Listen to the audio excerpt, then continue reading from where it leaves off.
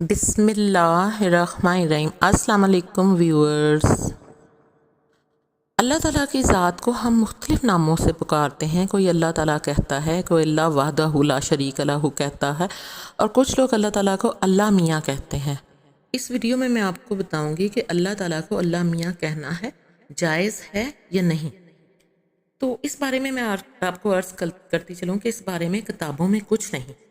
مجدد اعظم حضرت امام احمد رضا قدس سرا نے اپنے فتاویٰ میں فرمایا ہے کہ اللہ عز و جل کو میاں کہنا منع ہے۔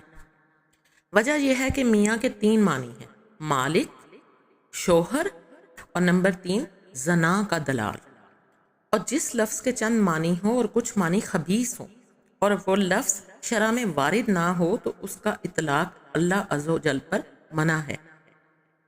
علامہ شامی نے فرمایا ہے کہ اس کا ترجمہ کچھ یوں ہے: جو ناممکن ہے اس کا گمراہ کرنا اس کی روک تھام کے لیے کافی ہے۔ اس کی مثال لفظ رائنا ہے۔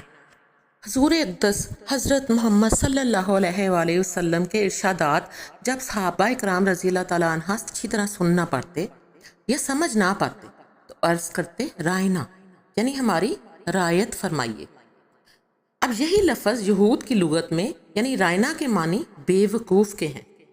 یہود بھی رائنا رائنا کہنے لگے اور وہ اس کے معنی خبیث کی نیت سے کہتے۔ اللہ عز و جل نے رائنا کہنے سے صحابہ کرام رضی اللہ تعالیٰ عنہ کو منع فرما دیا۔ حکم ہوا انظرنا کہو۔ اسی طرح یہاں بھی خطرہ ہے اس لفظ میں اللہ میاں کہنے سے۔ آپ اللہ عز و جل کو میاں کہیں، آپ کی نیت مالک کی ہوگی، لیکن کوئی دہریہ، بے دین، گندا شخص اس کو دوسرے خبیث معنی کی نیت سے کہے تو کون رکے گا؟ وہ کہہ دے گا کہ آپ بھی تو کہتے ہیں اللہ میاں، اگر میں نے کہہ دیا تو کیا ہے، لیکن اس کی نیت اس کے غلط معنی، خبیث معنی میں ہوگی۔ اسی لیے اللہ تعالیٰ نے ایسے الفاظ کے استعمال کی اجازت نہیں دی۔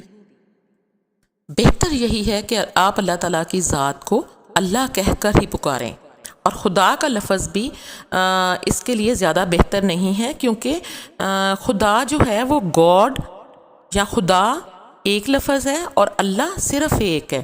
دنیا میں جو دیگر مذاہب ہیں وہ انہوں نے اپنے تراشے ہوئے ہیں یا جس پر جو بلیو کرتے ہیں ان کو وہ گاڈ کہتے ہیں، اور گاڈ کا ترجمہ خدا کیا جاتا ہے۔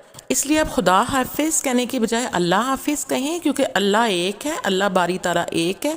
آپ اس کو انگلش میں بھی اللہ لکھیں ایک کیپٹل کے ساتھ، اور اردو میں بھی اللہ کا لفظ ہی استعمال کریں۔